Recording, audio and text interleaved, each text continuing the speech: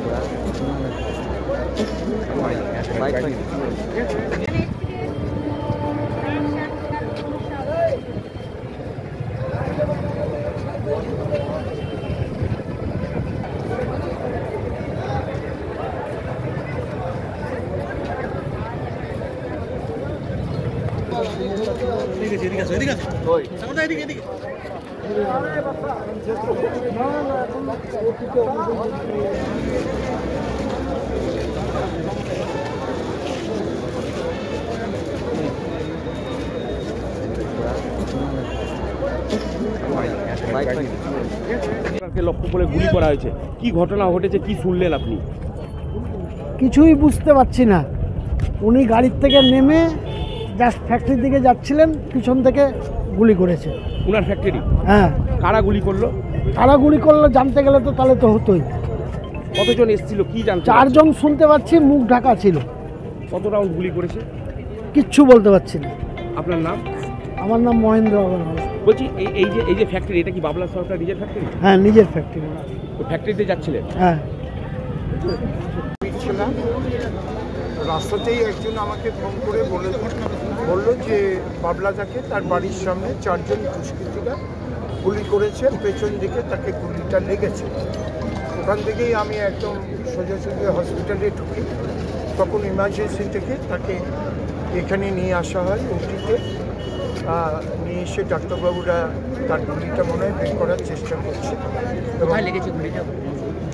আমি যেটুকু দেখতে পেলাম, পেছন ঘাড়ের দিকে 4টি গুলি তাকে লক্ষ্য করে মেরেছে। এখন ডাক্তারবাবুরা খুব চেষ্টা করছে, জানি না কি হবে সেটা তো আমি বলতে পারব। বাড়ির কাছে, বাড়ি থেকে 500 মিটারও দূরত্ব না। মানে এটা যে ঘটনাই ঘটুক না কেন, এটা বাঞ্ছনীয় নয়। আর এরকম যদি ঘটনা ঘটে তাহলে আমরা জনপ্রতিনিধিরাও তো নিরাপত্তার অভাবে